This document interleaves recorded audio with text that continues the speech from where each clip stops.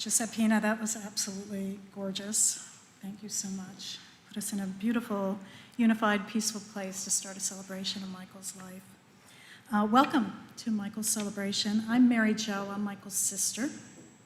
And on behalf of my family, I'd like to welcome you here to the First Congregational United Church of Christ here in Sarasota. And I know we have some family members watching on Facebook and YouTube as well, so thank you for joining us. I want to introduce you to Michael's family as well. My father is struggling with Alzheimer's. He was unable to make it today, but he and his longtime partner, Paulette, who we affectionately refer to as Frankie, I'm sure are watching from home. And here in the front pew, I'm joined from Boston. We're here from Boston. My husband, Gary, is here, and along with our two sons, Michael's nephews. I have Sam, and Joey is in from the University of Maryland. Fear the turtle, I'm told to say. Anyway, he's also Michael's godson, so we're happy to be able to join you today. Along with the beautiful harp music that was filling the church as we walked in today, we had a slideshow of photos from Michael's life playing here on the altar. And I put this together a few weeks ago using photos from my collection of pictures I found in my collection and Michael's Facebook, Michael's home. And many of you had sent me some photos as well, and I really appreciate that. Thank you. I also hope you had a chance to read some of those lovely comments that were sent to me over the past 3 months. Making this slideshow was really bittersweet for me because I don't know life without my brother. Each photo really brought back a time, a place, a sound, a feeling of someone who I grew up with and I've known and admired and have been inspired by all of my life. And I've learned that he's inspired so many others. And as I was putting it together, a common theme emerged, not just from creating the slideshow, but from also settling his estate and his affairs over the past few months. Every little detail, every little trinket, every visit here has reminded me of how present my brother was in his life. He showed up. He chose to be present for his talents and his curiosities and his family and his friends. And that's the stuff, that's the special sauce, isn't it, of those people whose friendships inspire us in unique ways. Of course, first we all noticed that with his music. When we were little, my mom put us in piano lessons when we were probably kindergarten or first grade, and I was plucking out Beethoven with one finger, and he was mastering Rachmaninoff, and probably by the time he was in middle school, and our neighbors would open up their windows and make a cup of tea just to listen to him practice. And then it was off to viola and violin. He was in the Pittsburgh Youth Symphony and piccolo and flute. It was just any instrument he found was something to explore. And he practiced and practiced. As teenagers, I used to think that was ad nauseum, but he loved every minute of it. And he stayed present for his talents. It was as if he truly did recognize this was a gift. And now that I've met a community of his fellow musicians and friends, it was a gift indeed to Michael. He was present too, always for his curiosities, his talents, aviation, sewing, painting, cooking. I know many of you know he was an avid sewer. He made most of his clothes, his pants, his jeans, his shirts. And he was into oil painting. He loved his beautiful still lifes all around his house that he's been working on and studying lighting and how it works with paint. And he spent most of his life, really since childhood, studying the aviation industry and flight patterns. It's just something that's always fascinated him. He's participated in virtual games and groups with like-minded flight enthusiasts all of his life. What's so inspirational to me is that if Michael had a curiosity, he pursued it. What a great takeaway for all of us. And he loved his family. Among the most touching discoveries in cleaning up his home were all the photos of his nephews and his family scattered all over his house. I found them in drawers, I found them in books, on his refrigerator in the living room. He just loved his family. And of Walker. There's so much love in that 25-year relationship. Photos and souvenirs, mementos and gifts. They had a remarkable 25 years together. And to know them really was to know elevated discussion, some little devious and mischievous humor maybe, but you always walked away with a delightful memory. There's so many stories of example I could share, but we have a program to get to. But there is one that truly left an indelible mark on me as an impressionable little sister. And it's a story I've thought about often over the past 6 decades. So I'll share it with you now. My brother was born with lymphosarcoma. It was a cancerous tumor growing in his abdomen. And our parents were only 20 years old when Michael was born. It was 1958, and cancer treatments were in their infancy at that time, much like my brother. And Michael underwent a lot of intensive radiation to shrink that tumor. My parents were told their baby would likely not make it to his first day of kindergarten. And despite that grim prognosis, Michael surprised the medical community, and he defied the odds, and he demonstrated a will to live that would truly become his trademark. As a preschooler, he would sit outside my bedroom each morning to kind of wake me up, tap on my door, just so we could explore the day. Every day was something to explore, and he showed me, his little sister, that everything was an exciting challenge, whether it was riding bikes or playing games or exploring the neighborhood. Michael survived that first round of cancer, and he often jokes that he would have been much taller had he not had all that radiation. Not the end of the story, though. Michael would once again face a cancer scare when he was in college. And I remember my parents traveling from our home in Pittsburgh to a Baltimore hospital in 1980. And this was a time when there was no cell phones, no voicemail. And I stayed home to take calls while my parents traveled, not sure what the outcome would be for Michael. And I have no doubt they were probably thinking about that time in 1958 and were probably quite frightened. But what happened when they got to Baltimore was the stuff of our family lore. As the story goes, my parents walked into my brother's hospital room, and they were met with a crowd of friends and fellow musicians. And there was a room full of laughter and music, and Michael was leading it all. Rumor was there was even a thermos of margaritas in there, and the doctors and nurses were so impressed with the positive energy in that room that they would stop by just to visit, just to be part of it. And there must have been a little bit of extra strength in that positive energy, because Michael's cancer scare subsided, and he returned to his healthy life shortly thereafter. And as a little sister watching this play out, I always felt that Michael's positive attitude was truly the best medicine, and that Michael went through life with a keener sense of value of time and the importance of being present in this gift of life. So how appropriate that we will now take time to celebrate someone who is an inspiration and a reminder to be present for every day, for every talent, for every curiosity, but most importantly, for each other. Thank you.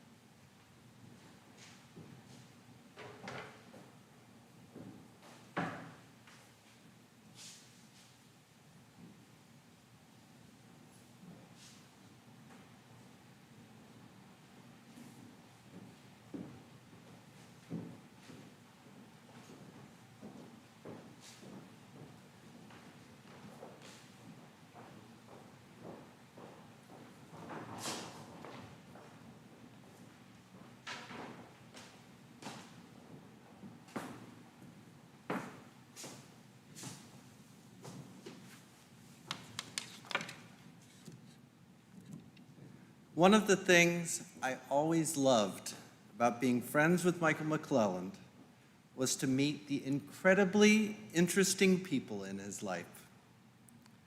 So it is wonderful to see so many of you gathered here together to honor his memory.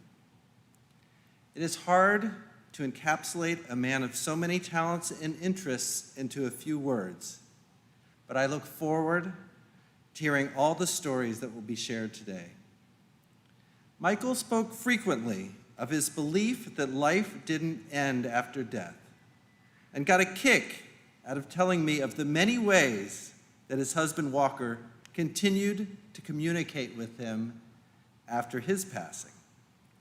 I have no doubt that they are both watching today, pleased that you are all here and waiting to nod, chuckle, and yes, also roll their eyes as only they could do so well. I first met Michael in 2004 when he auditioned for the Sarasota Orchestra, where as concertmaster I sat on the committee. Orchestral auditions always begin blindly behind a screen, so until the final round, we don't know anything about who is playing except what they sound like. It is always interesting to first get the resumes to look at right before the finalists play. Often, we get younger musicians, just out of school, or sometimes even still in the major music conservatories. But this time, a resume caught my eye. I remember showing it to our music director, Leif Bjelland, and him just staring. He said to me, "Do you really think this person could possibly be interested in a section viola position with our orchestra?" And then, as we played string quartets in the finals, it was as if I had immediately found a musical soulmate. It was one of the quickest deliberations we've ever had in an audition. As it turned out, the Florida Philharmonic, where Michael was the assistant principal, had just gone bankrupt a few days earlier. Typically, orchestral musicians spend several weeks preparing for an audition. But Michael managed to blow away his competition while barely even having time to get his excerpts organized. Over the years, his playing impressed me time and again.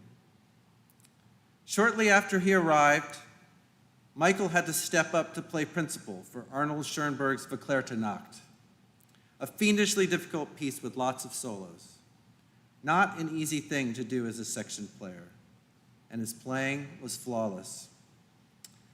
And then there were the many times he played with us in the Sarasota String Quartet. I will never forget the intensity that Michael played with, both in the orchestra, but especially in chamber music. As he stared down the person he was playing a particular section with. He was connecting with them, but also letting him know that he knew this piece so well that he had it memorized, and you'd better come along for the ride. I have no doubt that today you will hear from lots of people that laud Michael's accomplishments. But my guess is that all of them will come back to the fact that Michael was more than the sum of his parts. He was the smartest person I knew, and incredibly well-rounded in his interests and expertise. Every time I hung out with him, I learned something new that blew me away.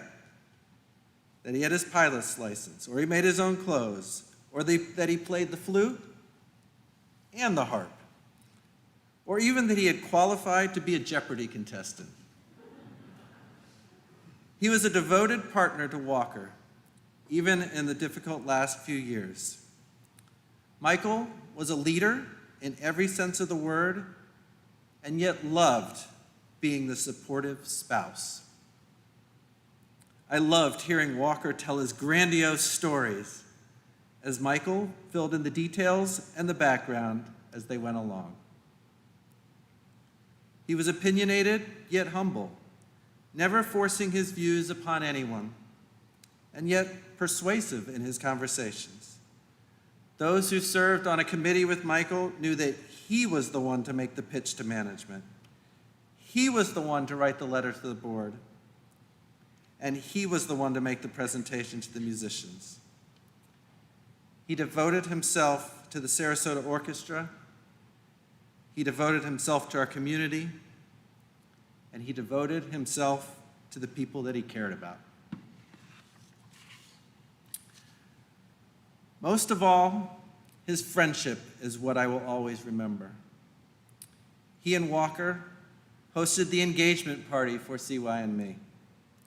We cruised with them to the Bahamas for our bachelorette party. And they were the first to meet our son Spencer while we were still in the hospital. Michael was the one who reassured my nervous flyer wife every time she flew and tracked all our flights for us. And I know we all have similar stories about Michael. He inspired us towards excellence, but above all, to care about one another. The last piece I ever played with him was the Dvorak American Quartet. We had performed it at a Sarasota Orchestra dinner event in January, and it had not gone well for Michael. Due to COVID protocols, we were spaced 6 feet apart from one another and wearing masks. And when someone's strength is communicating when they played, he found it difficult when he couldn't really hear or see very well. So when I approached him about performing it again at the Sarasota Ballet Gala at the end of April, he jumped at the chance. And even though it was a piece he had likely played 100 times, he worked his butt off and played the heck out of it. There was no way Michael was not going to redeem himself. We laughed together afterwards as he flashed his sheepish grin and talked about how relieved he was that he still had it. And then we had a really nice evening with the group, eating and drinking together on the Van Wezel lawn. It is one of the ways a lot of us will remember Michael, playing a gig where he managed to make it artistically excellent while also turning it into a wonderful opportunity to connect with him. So in his honor, the Sarasota String Quartet would like to perform the second movement of Dvorak's American Quartet.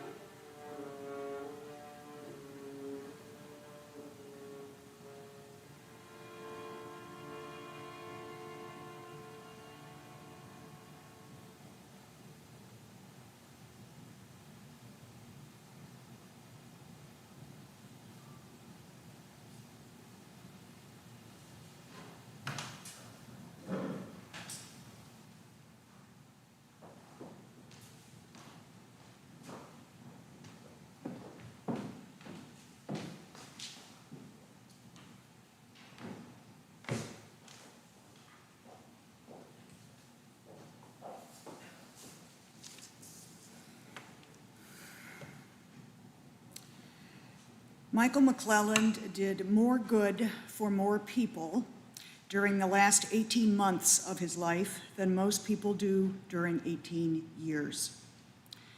As chairman of the Sarasota Orchestra Musicians Committee, representing over 70 orchestral musicians during an unprecedented pandemic that saw all our work evaporate over the course of a week, he was thrust into a position of having responsibility for working with our orchestra's management to devise a plan for keeping musicians safe and healthy and paid while our world blew up. He handled the job with his usual calm demeanor, brilliant mind, and devotion to detail, reassuring us all that although the entire world had gone insane, that we were in good, competent hands. 70-plus musicians stayed calm and felt confident that everything would be okay. And in the end, we were all okay. And then suddenly, Michael was gone, and we were decidedly not okay. Of the many things that I loved about Michael, including his wicked sense of humor as we took our walks around Benderson Lake or drank wine on my lanai, or his absolutely brilliant mind as I watched him captivate the adult education class we co-taught, holding a room full of music lovers fascinated as he talked and played and shared all extemporaneously with seemingly endless stories and anecdotes about music and his life as a musician, or his passion for playing, which was evident whether we were performing a Mahler symphony or a Beatles arrangement. Of all of these things, the thing I think I admired the most was Michael's willingness to step up and lead. Having served on multiple committees with him over the years, I never once saw him say no to a request to participate in something that would help his fellow musicians. He led our orchestra committee for the past 4 years, always agreeing to continue and allowing himself to be reelected. He was one of those people that you just knew you could count on. You could count on him to show up, to do a top-notch job, to follow up, to answer emails, to pick up the phone when you called. He was quite simply there for us in the same way that he was there for his students, and of course, in the same way that he was there for Walker for all the years they shared together. I think my greatest sadness is that Michael did not live to see all of us emerge from the COVID nightmare intact. He did not live to know that his work had indeed kept everyone safe and paid and okay. He also never got to enjoy the retirement that he was planning for and about which we talked a lot. He had plans to spend time traveling and with his family, and those dreams meant the world to him. I do believe that Michael knew that he was loved and how much all of us relied on him and how thankful we were to have him in our lives. If I take one thing away from the experience of having known him and having lost him so unexpectedly, it would be that we all need to spend even more time taking care of each other, being willing to lead and to help each other with whatever skills we have. None of us knows what tomorrow will bring. Let's honor Michael by trying to live up to his example of leadership and compassion. Let's be there for each other. Let's be grateful if we have the ability to play music for a living. Let's take joy, as he did, in the beauty of a well-crafted cocktail or a British sitcom. Let's remember to laugh and to not take everything personally and to forgive each other when we screw up.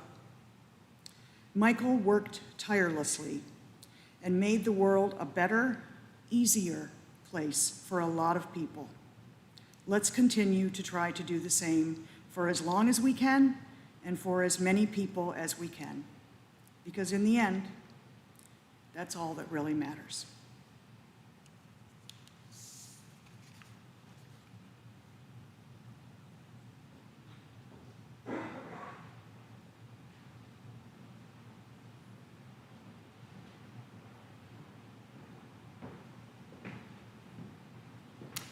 It is all that really matters because we all are here together for the same purpose.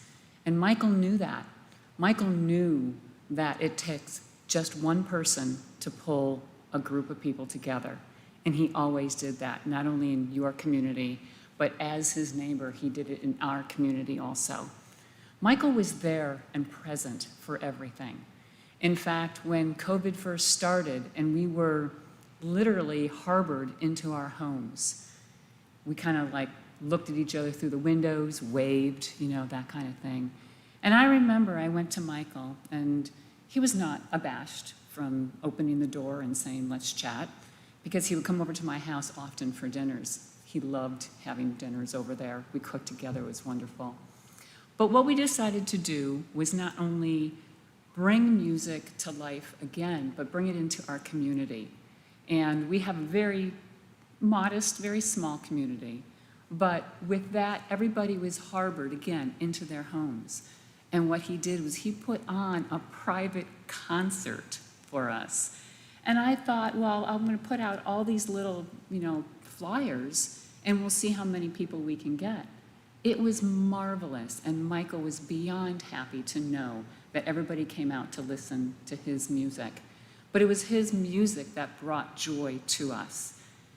We had people in their little pods, they had their wines, their cheeses, applauses were happening, and Michael couldn't have been more pleased at the turnout that there was. In fact, the next thing I asked him to do was play Peter and the Wolf, and he just looked at me and rolled his eyes. Oh, you're doing that too. Okay, great. But with that, Michael was a giver. He always knew that there was something, somewhere that he could be doing for someone else. And that never ended. Whether it was driving down the street and just stopping for a wave or hello, whether it was going out and finding flowers for someone who needed it in our community, whether it was speaking up for the needs of our community that we had, Michael was part of that also. I sat there and I listened to the guest speakers this afternoon, and I was amazed because the theme has always been the same. It was never about Michael, but about what Michael could do for others, how he could give, not only in the musical realm, but in the personal realm also. And he was that kind of man. I didn't know Walker. I've heard about Walker. But now I've heard even more, and my heart just fills for the love that he exposed to the world, to me personally, and to the intimacy that they had as friendships in those communities. I thanked him profusely for being as open and loving and giving and honest and communicative as he could be. And in the short while that I did know him, he was one amazing man. Thank you for letting me be part of his life also, and Mary Jo, for finding a friendship in what we have just had. Blessings to Michael's life, blessings to your memories that you have of him, and may that always be the special thing that you know about him. I know that I walked into this church, I saw that harp, and it's like, ooh, ooh, ooh. Because I remember when that harp was delivered, and I thought he was going to go through the roof when he was unboxing it and rolling it into the driveway. Blessings, everybody. Thank you.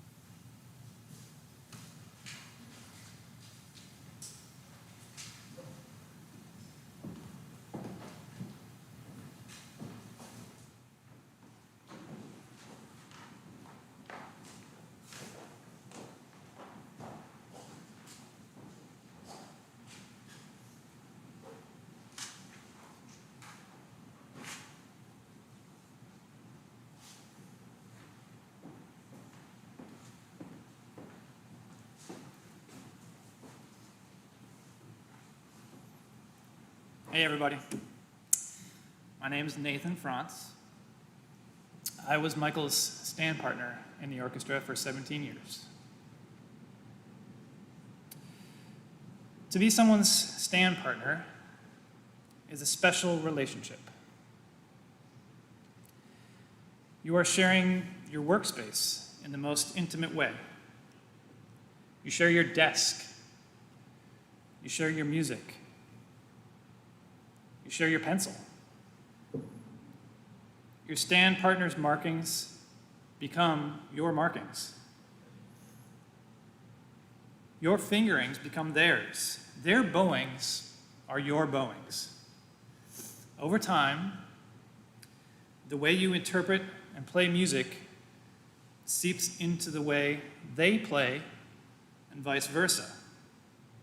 Unless you're Dan and Chris, and then it just never quite happens. Michael was the best stand partner. He and I sat through many, many, many musical experiences. Some wonderful and meaningful, some not so much. We always got along. I never once dreaded coming to work. Never once did I not want to be Michael's stand partner.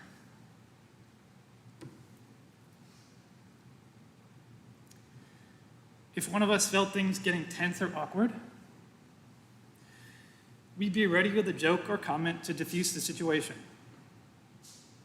And even though I had joined the orchestra some years before Michael, he was always my mentor. I never hesitated to ask him questions about an articulation, ensemble issues, intonation, interpretation, and he never hesitated to answer. I am so much better as a player, as a musician, and as a person for having had the privilege to spend so many years performing next to Michael. Michael had the most amazing twinkle in his eye. When he was excited about something and he just had to share it, he had to tell you, and he could tell you in a way that somehow got you just as excited about whatever subject he was currently obsessing over as he was. He had the best, most brilliant glint in his eyes. His eyes drew you in and held you in until he was convinced you were just as excited over his latest thing, be it his flight simulator, some early Bach interpretation, his latest discovery on the menu at Fuzzy's, or the way to play a certain hand in bridge. He also had, as was previously mentioned, the best eye roll of anyone I have ever known. And he would reserve that cultivated talent for just the right moment in rehearsal, when we both needed it most. 17 years I sat next to Michael, and it seemed like it would be 17 more. We'd sometimes play a particularly lovely or exciting piece of music and talk about when we might get to play it again. I'm heartbroken to know that I will never get to play another Mahler symphony, Strauss tone poem, or Mozart divertimento with Michael. And sometimes we'd play a piece and decide we never wanted to play it again. Well, Michael, you will never have to play Dance of the Tumblers, ever, ever again. Michael had so many friends, and not just acquaintances, but real, true friends. Edward Elgar wrote his Enigma variations for all the friends in his life. He reserved the most intimate, embracing, and touching music for his dearest friend, Augustus Jaeger, who had encouraged and inspired Elgar throughout his musical career. Michael's encouragement and inspiration to me, and to so many throughout his life, will live on through music, through friendship, and through love and life itself for years to come. Here is Elgar's Nimrod, arranged for 8 violas. Michael would have loved this arrangement and would have loved playing it. And in a way, he will be here performing with us as Jennifer Takeda will be playing on Michael's viola, which he loved so dearly.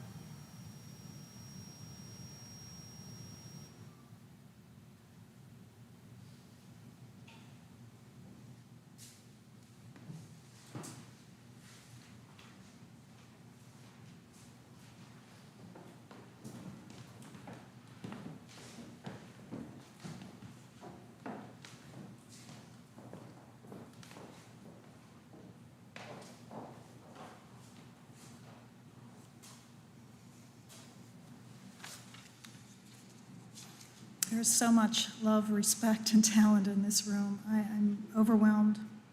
On behalf of my family, I just want to thank everyone who helped to make today's celebration so full. And I suspect many of you are thinking of your own Michael stories that you might want to share. And lucky you, we have a microphone set up at the reception. And I do hope everyone here will join us for the reception. It will take place in the adjacent building following the ceremony. I do want to thank the First Congregational United Church of Christ. They've really opened their doors here to my family, and it's so appreciated. Greg Chestnut, Douglas Kinsley, and staff, thank you. I want to thank Laura and Jay Petty. Their support and assistance to me over the past 3 months has been valued, and I want to thank them for helping to arrange today's reception. And finally, a heartfelt, huge thank you to the amazing Betsy Hudson-Traba, who's responsible for today's celebration.